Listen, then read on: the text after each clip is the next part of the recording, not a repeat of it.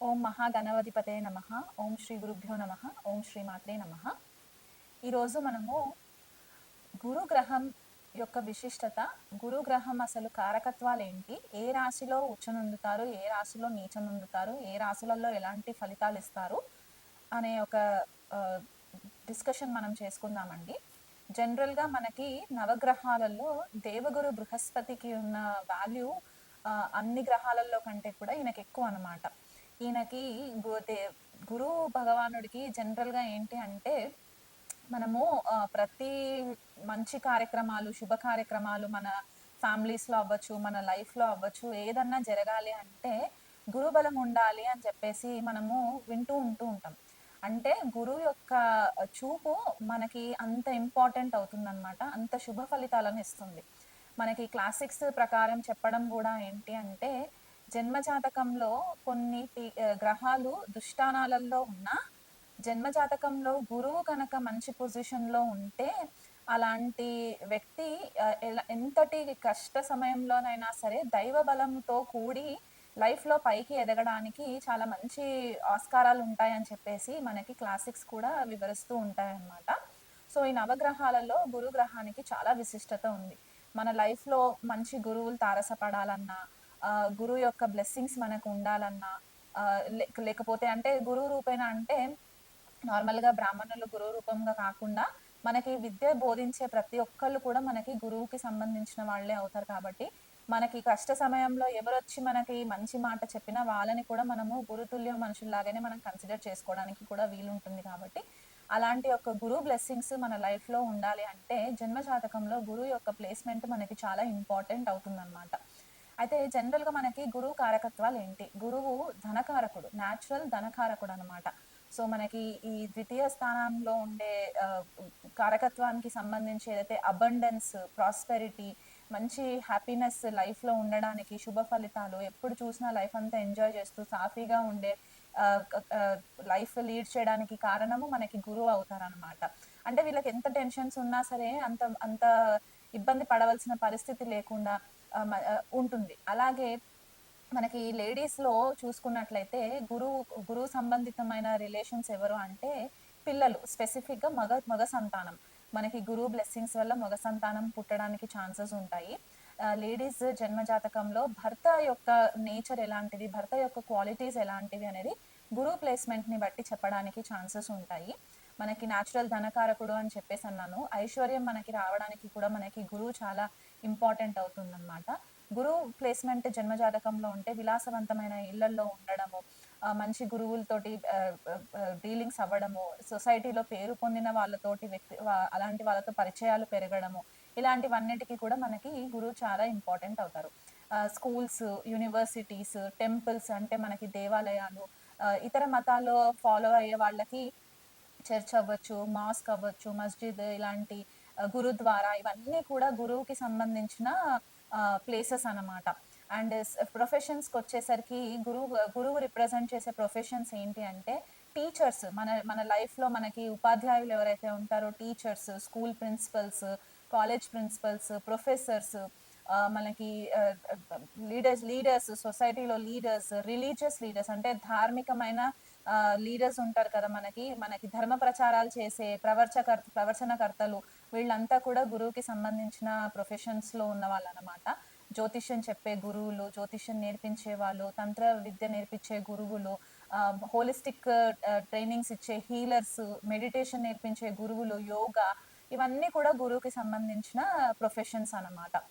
అయితే గురువు స్వక్షేత్రం వచ్చేసి మనకి ధనుసు రాశి స్వక్షేత్రం అవుతుంది. అండ్ మీన రాశి కూడా తన స్వక్షేత్రం అవుతుంది.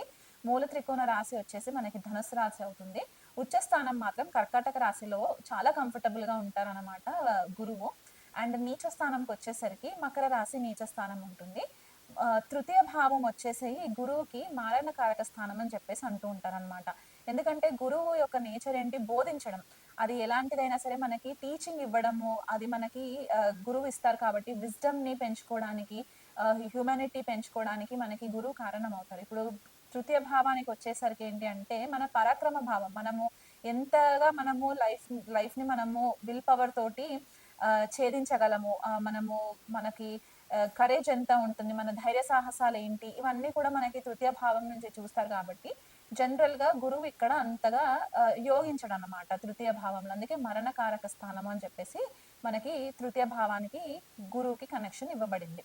సో, ఇప్పుడు ఈ గురువు మనకి మెడికల్ ఆస్ట్రాలజీ ప్రకారం చూసుకున్నట్లయితే లివర్‌కి కారణము, పాంక్రియాస్‌కి కారణము, మనకి ఇన్సులిన్ స్పైక్ అవ్వడానికి, డయాబెటీస్ రావడానికి, మనకి నేసల్ ముక్కుకి కూడా మనకి గురువు కారణం అవుతారనమాట.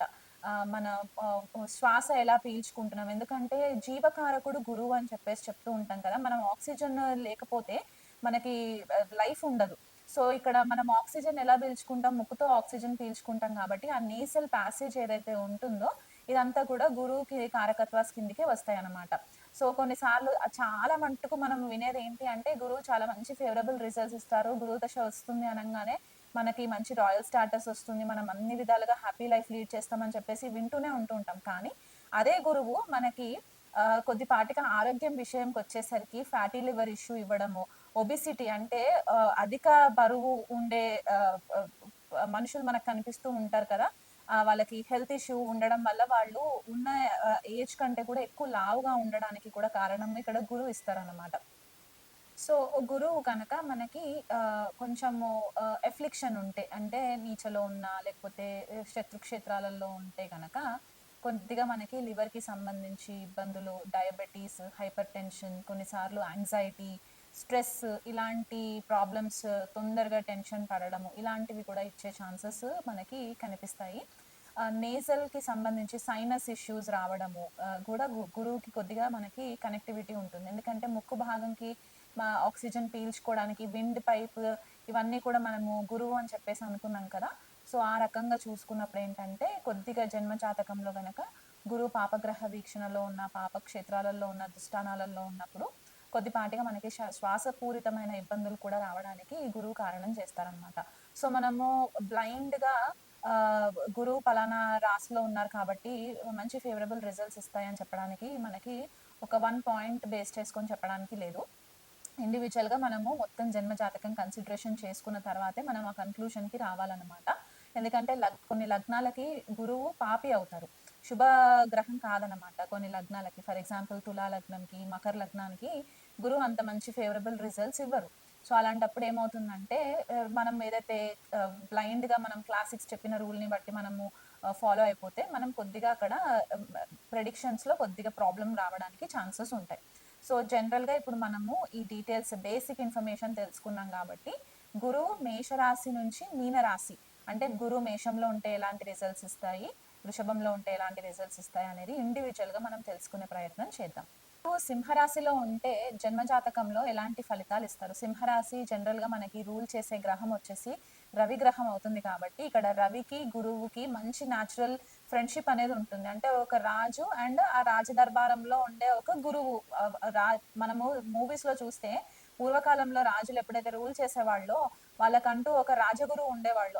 ఆ గురువు యొక్క సలహాలని బట్టే రాజు కూడా తన యొక్క డెసిషన్స్ తీసుకునేవాళ్ళు. సో, ఇక్కడ కూడా ఇంచుమించు గురువు సింహరాశిలో ఉన్నప్పుడు వీళ్ళకి అలాంటి స్థాయిలో ఉన్న పరిచయాలు పెరగడము, రాయల్టీ మెయింటైన్ చేయడము, చాలా డిగ్నిఫైడ్‌గా ఉండడము, ఎథికల్ వాల్యూస్ తోటి ఉండడము, ట్రెడిషనల్ వాల్యూస్‌ని ఎక్కువ రెస్పెక్ట్ చేయడం అంటే సాంప్రదాయకంగా వచ్చే వాల్యూ సిస్టమ్ ఏదైతే ఉంటుందో ఫ్యామిలీలో దాన్ని వాళ్ళు బాగా రెస్పెక్ట్ చేయడము, అది పొందుపరుచుకోవడము, నెక్స్ట్ జనరేషన్స్‌కి మంచి మాటలు నేర్పడము, ఇవన్నీ కూడా గురువు సింహరాశిలో ఉన్నప్పుడు ఇంపార్టెంట్ అవుతుందన్నమాట వీళ్ళకి. తండ్రి పట్ల, గురువుల పట్ల చాలా అభిమానం ఉండడానికి కూడా చాలా ఛాన్సెస్ ఎక్కువ కనిపిస్తూ ఉంటాయి.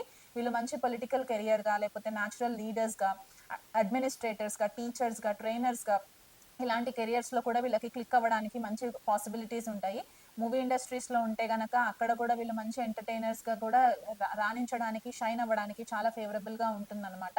స్పోర్ట్స్‌లో ఉన్న వాళ్ళు స్పోర్ట్స్ కోచెస్ లాగా, మెంటర్స్ లాగా, ఒక మంచి గైడ్ లాగా కూడా ఉండడానికి ఛాన్సెస్ ఎక్కువ కనిపిస్తాయి. గురువు ఒకవేళ సింహరాశిలో ఉంటే. నేచురల్ టీచర్స్ అన్నమాట వీళ్ళు. వీళ్ళు జన్మతహానే టీచింగ్ క్వాలిటీస్ అనేవి చాలా ఈజీగా రావడానికి ఆస్కారం ఎక్కువ ఉంటూ ఉంటుంది. ఇంకా బెటర్ రిజల్ట్స్ మీకు గురువు సింహరాశిలో ఉండి మీకు దశ అంతర్దశలు కూడా ఫేవరబుల్‌గా ఉంటే గనక స్పెసిఫిక్‌గా మీకు దశ అంతర్దశల్లో హై కొలెస్ట్రాల్‌కి సంబంధించిన ప్రాబ్లమ్స్ రావడము. ఎందుకంటే మనకి సింహరాశి ఉదర సంబంధితమైన రాశికి అటు దగ్గరగా ఉంటుంది కాబట్టి ఈ గ్యాస్ట్రిక్ ప్రాబ్లమ్స్ రావడము, కొలెస్ట్రాల్ ప్రాబ్లమ్స్ రావడము, హార్ట్‌లో మంట రావడం అంటే గుండె మంట అని చెప్పేసి అంటూ ఉంటారు కదా! గుండెల్లో మంట రావడం ఇలాంటివి వచ్చే పాసిబిలిటీస్ ఉంటాయి గురు మహాదశ, అంతర్దశలో కాబట్టి ఆ విషయంలో కొద్దిగా కేర్‌ఫుల్‌గా ఉండి స్పైసీ ఫుడ్‌ని అవాయిడ్ చేసే ప్రయత్నం చేసుకోండి. దగ్గరలో గోశాల ఉంటే గనక గోవుకి రెగ్యులర్‌గా గ్రాసం పెట్టడము, స్పెసిఫిక్‌గా ఆదివారం రోజు గ్రాసం పెట్టినట్లయితే గనక సూర్య గాయత్రి మంత్రం చేసుకోవడము, లేకపోతే గురు మంత్రం చేసుకోవడము రెగ్యులర్‌గా చేసుకున్నట్లయితే కూడా మీకు మంచి ఫేవరబుల్ రిజల్ట్స్ వస్తాయి.